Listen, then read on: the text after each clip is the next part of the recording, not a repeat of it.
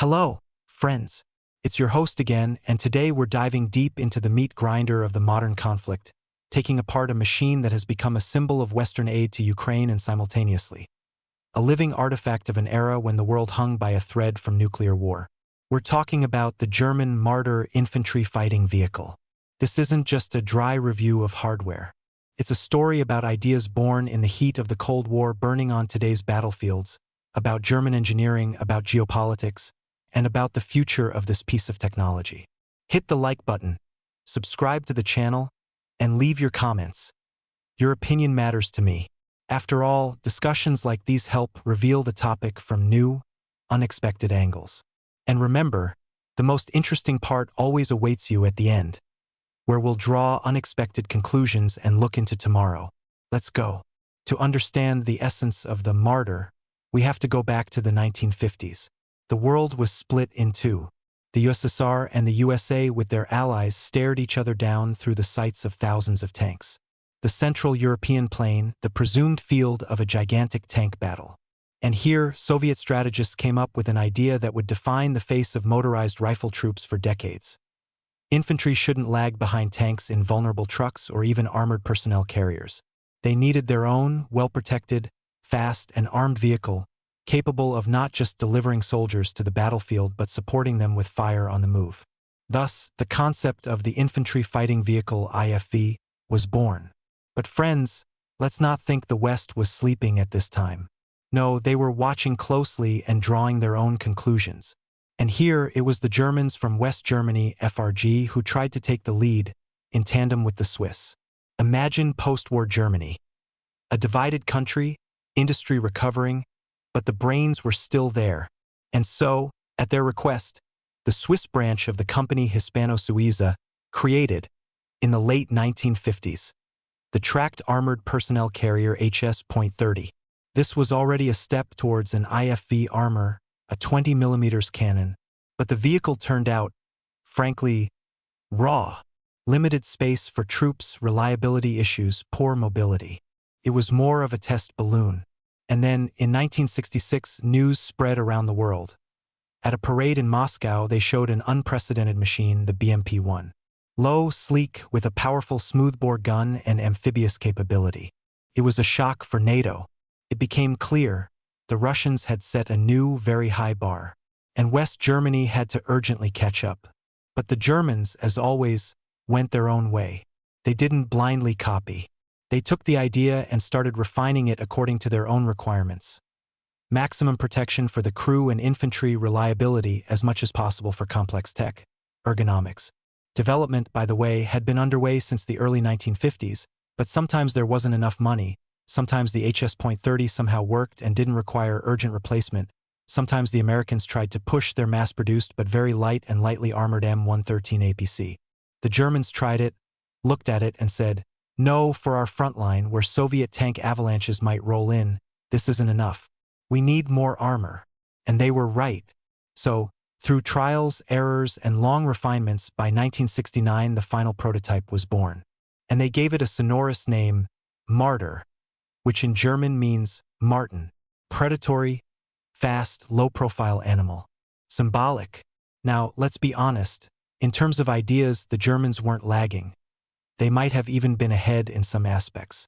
But the Soviet Union, with its planned economy and gigantic production capacity, started mass production of the BMP-1 much earlier. The first Marders rolled off the assembly lines of Rheinmetall and Mack only in 1969, and they were produced until 1975. In total, according to various sources, between 2,136 and 2,736 vehicles were made, a colossal number for Europe. This is the most mass-produced Western European IFV in history, and that says a lot. What did they get? The Germans created not just a transporter, but a real combat capsule for an infantryman. The layout is front engine on the right. On the left, the driver's station. And here's the first feature. The driver doesn't have tank levers, but a regular automotive steering wheel with power steering. Imagine the convenience compared to Soviet BMPs, where the driver is practically an athlete. The Germans thought about ergonomics. Behind the engine compartment is the fighting compartment with the turret.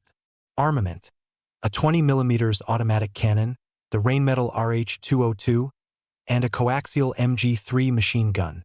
Initially, there was another remote-controlled machine gun at the rear for self-defense, but later it was removed. And at the back, the infantry compartment. Here the troops sit. Originally 7, in later versions 6. They sit facing the sides, which, in theory, allowed for quick observation and dismounting through side doors, which don't exist. Instead, there are vision blocks. The main exit is a large rear ramp that drops down, and within it, there's an emergency 3-part door. This is genius and simple. The main ramp for a quick dismount of the entire squad, the small door for quick entry/exit, even on the move. Simpler and more effective than on many other vehicles. The heart of the Marder is a 6-cylinder diesel engine with 600 horsepower. For a vehicle of that time, excellent. Top speed on the highway, up to 70 kilometers per hour. But the weight, initially over 28 tons. That's already substantial. And later it would only increase. Now, let's move on to the main thing, what has always been the trick of the German approach: protection. The base armor of the Marder is steel, rolled. Numbers: front hull up to 32 millimeters, but set at very clever angles. Sides 14.5 millimeters. Seems little? But don't rush. The Germans from the start relied on rational slope angles to make the armor work for ricochets. And then came the era of RPGs. And here, the Marder evolved in the most serious way. The A3 modification, which appeared in the late 1980s, that's a whole different philosophy. They added a kit of additional spaced armor, weighing 1.6 tons to the base hull. Imagine a sandwich. Steel plates, layers of special rubber, air gaps. This structure was specifically designed to counter shape charge heat warheads. The jet, penetrating the first plate, gets dispersed in the rubber, loses focus, and reaches the main armor hull weakened. The frontal armor of the A3, according to claims, could withstand armor-piercing shells from 30mm Soviet cannons from a distance of 400 meters. For an IFV, a phenomenal indicator. Practically the level of a light tank of that era. This was the answer to the appearance of the BMP-2 with its powerful cannon. But friends, there's always a price to pay. The added armor turned the already heavy vehicle into a real heavyweight. The weight of the Marder A3 exceeded 33.5 tons. And the engine remained the same 600 horsepower. The power-to-weight ratio dropped. And if the original Marder was quite agile, the A3 is a deliberate, solid, armored cabinet.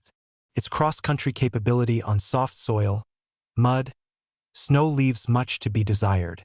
It was created for the Central European theater with its developed road network, not for the mud of the Eastern European plain. And this is its Achilles heel, which we'll discuss more. As for armament, the Marder is decent here, but without sensations. The 20mm cannon is a reliable weapon against light armor and personnel. Since the 1970s, the vehicles received the Milan anti-tank guided missile, an excellent, though not the most modern today. Sights, fire control systems, thermal imagers, on later models, all are of high German quality. This is a vehicle that is comfortable and relatively safe to work in. Now about fate. After German reunification, the Marder fleet began to shrink. Some were sold to Greece, Chile, Indonesia, Jordan. But the Bundeswehr kept several hundred, constantly modernizing them. Versions A4, A5 appeared. The A5 version, by the way, was born in the era of the War on Terror. They enhanced mine protection, installed suspended seats for the infantry to reduce injuries from blasts. There aren't many of these, and the Germans have kept them for themselves for now. And then comes 2022. The special military operation in Ukraine begins. The West rushes to help with equipment.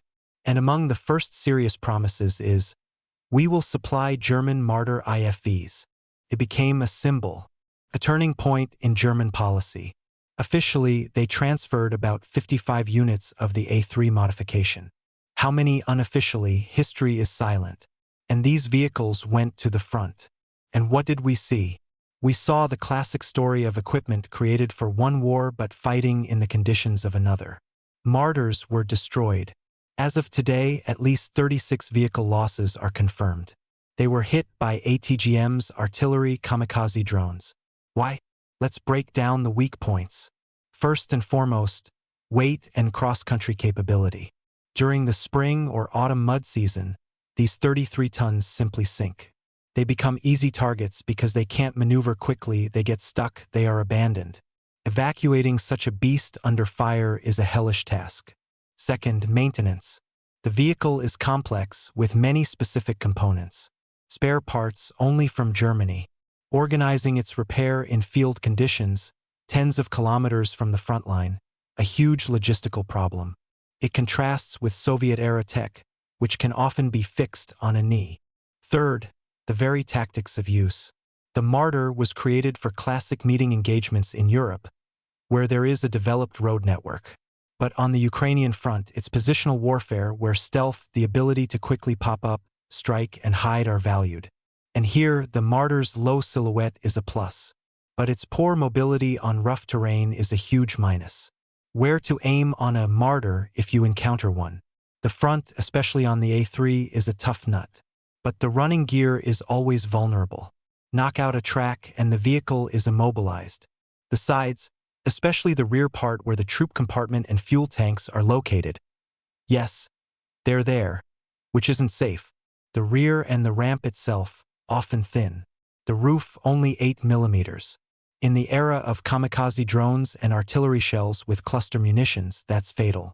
Sights and observation devices can also be disabled even by a heavy machine gun. So, is the Marder a failure? Not at all. In its time, for its tasks, it was one of the best IFVs in the world. Balanced, protected, ergonomic. It certainly surpassed early BMP-1s in protection and comfort, and comparisons with the BMP-2 were already not in its favor in terms of firepower. But time is merciless. It is already being replaced by the new German Puma IFV. Even heavier, more high-tech, and more expensive. And the Marders. Their fate, I think, is sealed. Those several hundred vehicles that remain in the Bundeswehr and possibly in storage are unlikely to live out their days in museums. No, the geopolitical situation is heating up.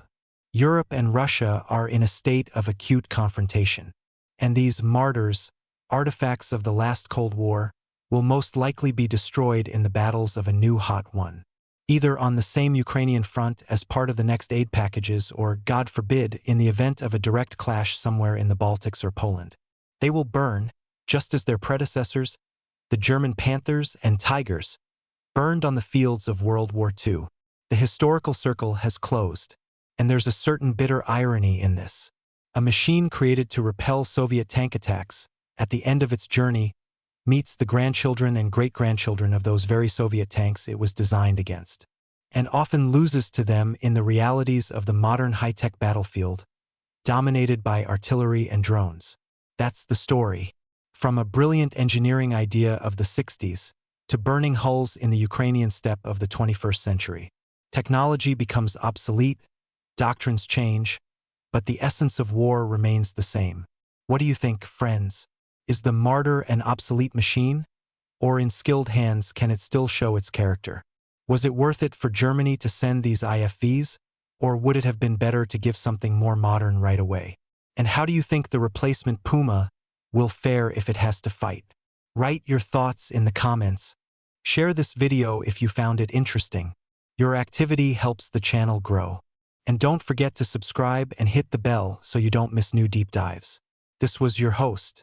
See you in the next episode, where we'll break down another legendary machine. Peaceful skies above.